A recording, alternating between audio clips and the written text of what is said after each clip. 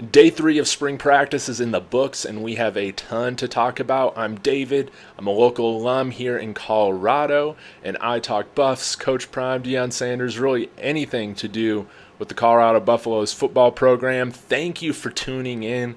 We had Day 3 in the books yesterday, and like I have done in all of these summaries, any videos that I want to reference or highlight are all put in the description below, so please check that out and give a lot of these media members their love, so to speak. But let's get right into it. Coach Prime spoke today or yesterday to the team about reciprocation, how this coaching staff is giving these athletes a lot and they need to reciprocate that. Winning starts now. Winning culture starts now. Competing starts now.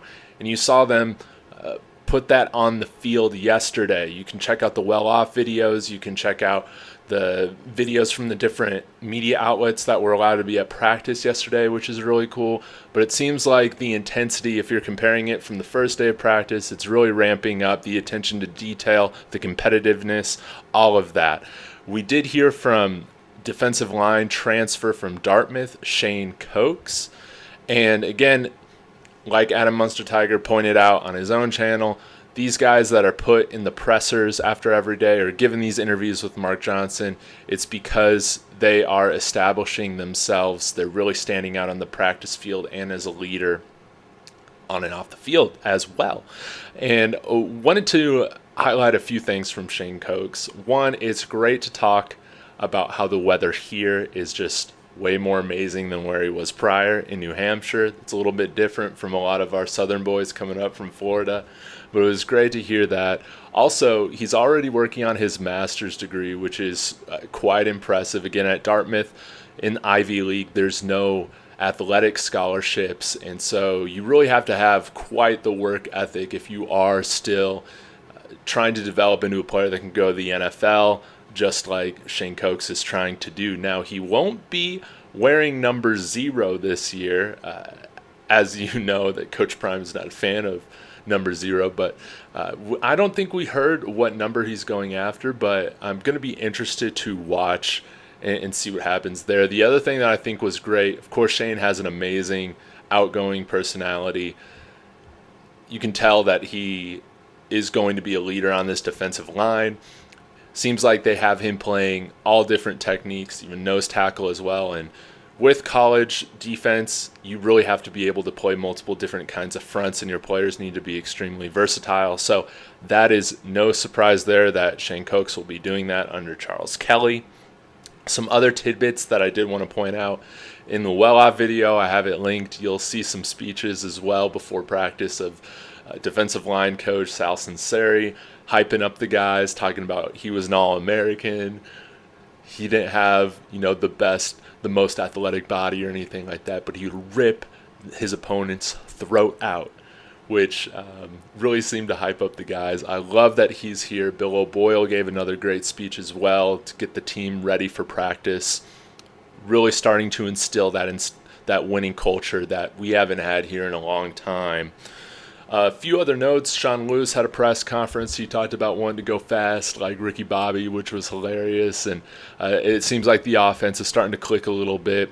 Of course, guys that are continuing to be highlighted and noticed, not only by Sean Lewis, but also another defensive guy. Shane Cokes said that Jimmy Horn and Travis Hunter are really setting themselves apart in terms of what they're doing on the field. Well Off had a video or a clip in their video of Travis Hunter, I believe, scoring a long touchdown, which was nice. Adam Munsterteiger from the Buff Stampede was on the DNVR podcast or live show yesterday, and he had some really interesting thoughts and tidbits. Please go check that out. Again, it's linked in the description. One thing that I thought was very interesting that he talked about was in regards to conference realignment, and this kind of confirms my theory and thinking as well. When he mentioned Rick George and the future of where CU football is, he said, I think the Pac-12 and Big 12, the differences there is kind of splitting hairs. There's positives and advantages to each conference and disadvantages.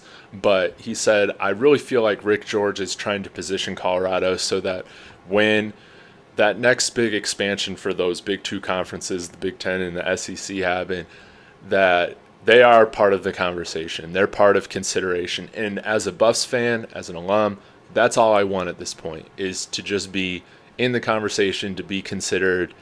Let's not, like a lot of these schools in the Pac-12 feel like, let's not sign away our rights for 20 years. Let's see kind of where we can get ourselves after the next 5 or 6. So that was very interesting to hear, but overall seemed like a really positive day for the Buffs. And I want to reiterate again, the culture is different now.